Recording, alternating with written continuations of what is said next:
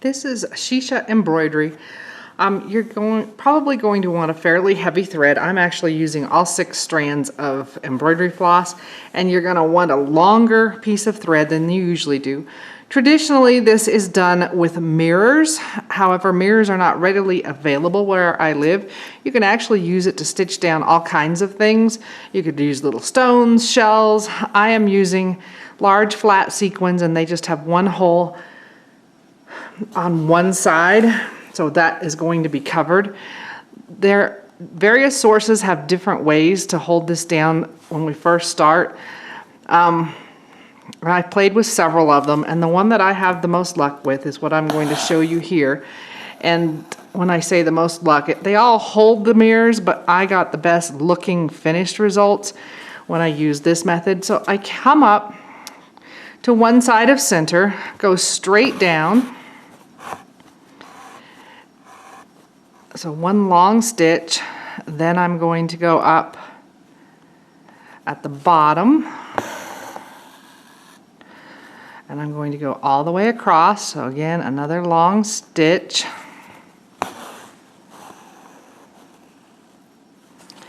and then come up from the bottom,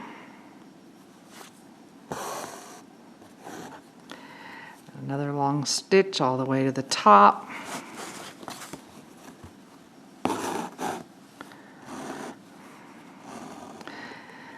And then on the left, cross over to the right. You should know that the mirrors are actually thicker. For practice, the sequins are working just fine. The mirrors cost a little bit more. I've also played with coins, although then I cut them out. Now I'm going to come up here in the center, cross over just below center on the side, pull through, come up just a little bit above center. I'm gonna go over here just a little bit left of center. So on my top one I should have come up just a little bit further. It's not going to make any difference. I'm coming up to the right of center there, and then I'm going to come over here just above center, come back up just below center, and finally I'm going to cross back over up here on the top. So I have 8 going across. 8 different straight stitches. You can actually have them meet and have kind of a star shape in there. Now I'm going to come up to one side of the mirror, or my sequin in my case, right next to it. And I'm going to take my needle under from the center the group of stitches that are holding my piece down. And it's going to just depend on where you're going. You're always going to go under all of them that are going straight out. So I'm going under. I want my, wait a minute.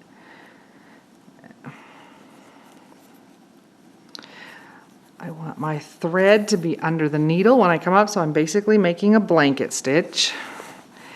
And then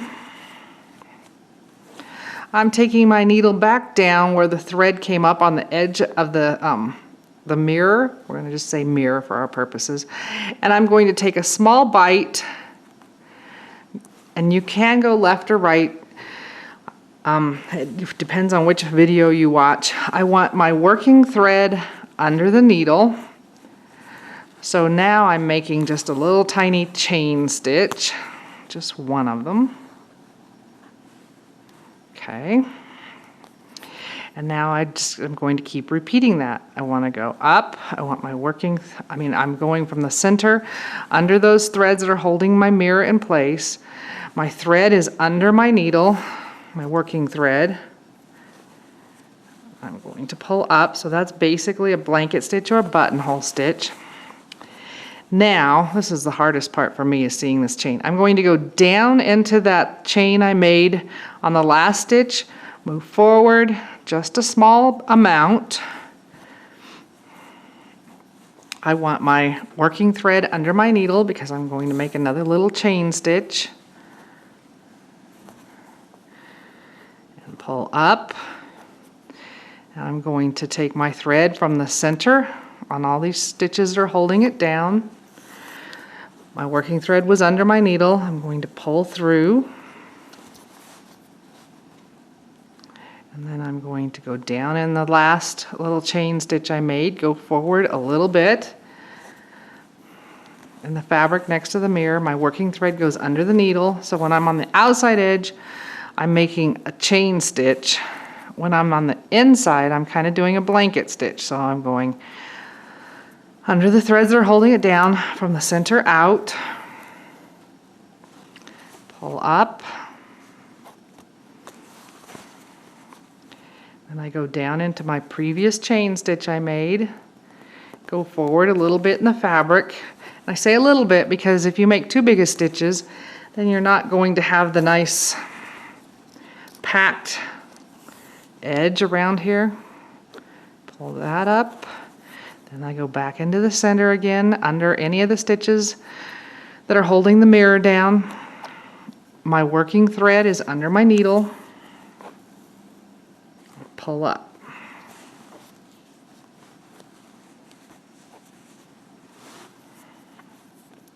Down into that previous chain stitch, go forward a little bit on the fabric, working thread under the needle, pull up. In from the center under my threads that are holding the mirror in place to make my buttonhole stitch. Down into my last chain stitch, go forward in the fabric, working thread under the needle, pull up. So I'm just going to keep repeating this all the way around. And here I'm going to go under those threads that are holding it on, working thread under the needle, pull up, down into the previous chain, short stitch forward, working thread under the needle. So I'm going to keep working that off camera. I'm getting close to the end. I'm still doing the same thing under my inside threads, working thread under the needle, small stitch forward, working thread under the needle to make a chain stitch. Got like one more. And then for my very last one, I'm going down in my previous chain and I'm actually going to come up inside my first one, working thread under the needle, pull up, and then I'm just going to take my thread over the end of that chain and to the back to finish it off. Now, I was all concerned that mine were not all perfectly symmetrical till I started looking at pictures of different ones, and there's a lot of them that aren't. So I'll keep practicing trying to get it perfect, but it doesn't have to be.